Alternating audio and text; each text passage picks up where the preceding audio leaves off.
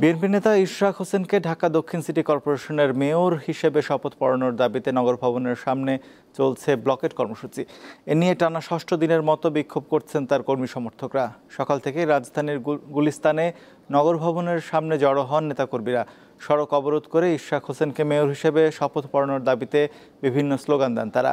তবে কর্মসূচির কারণে গুলিস্তান সহ আশপাশের বেশ কিছু সড়কে যান চলাচল বন্ধ রয়েছে। বিক্ষোভকারীদের অভিযোগ, আদালতের রায়ে মেয়র হিসেবে ইশরাকের নাম ঘোষণার পরও সরকার তাকে শপথ নেওয়ার সুযোগ দিচ্ছে না। তারা সরকারের বিরুদ্ধে আদালত অবমাননার অভিযোগ তুলে অবিলম্বে শপথ অনুষ্ঠান আয়োজনের দাবি জানান।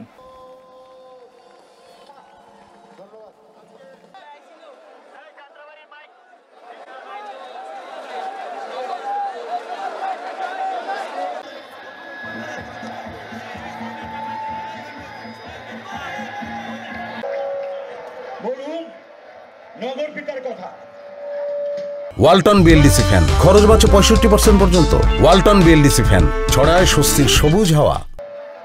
ইঞ্জিনিয়ার ইশরাক হোসেনকে শপথ পাঠ করিয়ে ঢাকা দক্ষিণ সিটি কর্পোরেশনের দায়িত্ব বুঝিয়ে না দেওয়া হবে ততক্ষণ পর্যন্ত আমরা এই রাজপথ থেকে উঠব না। সমস্ত বাধা অতিক্রম করে হাইকোর্ট যেখানে রায় দিয়েছে, একটি দেশের মেরুদণ্ড হাইকোর্ট যেখানে রায় দেয় সেখানে আর কোনো কিছু থাকে না। এ বিষয়ে জানাতে নগর ভবনের সামনে থেকে যুক্ত হচ্ছেন সহকর্মী সোহাগ আহমেদ। সোহাগ, আজ কতক্ষণ পর্যন্ত এই বিক্ষোভ চলতে পারে, আর কর্মসূচির ফলে নগর ভবনের কার্যক্রমে কোনো প্রভাব পড়েছে কি?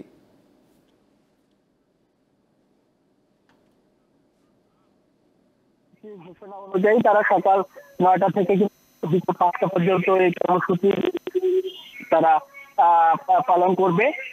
তো আমার পিছনে কিছুক্ষণ আগে বৃষ্টি হলো, বৃষ্টি উপেক্ষা করে নেতাকর্মীরা মেয়র ইশরাককে তারা মেয়র বানিয়ে এই আন্দোলনকে শেষ পর্যন্ত তারা দেখার ঘোষণা দিয়েছে এবং এই রাস্তা ব্লক হওয়াতে কিন্তু এখানে রাস্তায় চলাচল একদম বন্ধ হয়ে গেছে। আপনি জানেন যে দুদিন আগে আপনার দক্ষিণ সিটি কর্পোরেশনের যে কার্যক্রমগুলো আছে বিভিন্ন দপ্তরে তারা তালা মেরে কার্যক্রমগুলো বন্ধ করে দিয়েছে। যদিও তারা স্বীকার করছে যে প্রাথমিক যে কার্যক্রমগুলো আছে দক্ষিণ সিটি কর্পোরেশনের সেগুলো চলছে, কিন্তু আসলে কয়েকদিন ধরে সংবাদ সংগ্রহ করছি, আমরা কখনোই দেখতে পাইনি যে এই গেট দিয়ে সাধারণ মানুষ তার যে কার্যক্রম বা সুবিধা, যে নগর সুবিধা তারা নিয়েছে, এমন কোনো বিষয় কিন্তু আমরা চোখে পড়েনি। আপনি জানেন যে তারা বলছে যে একটি মন্ত্রণালয়ের উপদেষ্টা বিভিন্ন আইনের জটিলতা দেখিয়ে কিন্তু ইশরাককে মেয়র হিসাবে তারা শপথ পাঠ করাতে ব্যাহত ঘটাচ্ছে। তো আজকে একটি রিট আছে যে যাতে শপথ বাক্য পাঠ না করা সে বিষয়ে রিট করা হয়েছে উচ্চ আদালতে। রুট শুনানি চলছে। যদি এই রুট শুনানিতে তাকে মেয়র করতে আর যদি বাধা না থাকে তাহলে তারা এই মুহূর্তে এখানে তাদের যে সমাবেশ রয়েছে, আন্দোলন রয়েছে, সেগুলো তারা সমাপ্ত করবে। আর যদি এই রিট যদি তাদের বিপক্ষে চলে যায়, অর্থাৎ ইশরাকের যে নেতাকর্মী রয়েছে বা ইশরাককে মেয়র হতে যে আইনি জটিলতা যদি থাকে, তাহলে তাদের এই কর্মসূচি ততদিন পর্যন্ত চলবে যতদিন পর্যন্ত ইশরাককে তারা মেয়র হিসাবে না পাবে।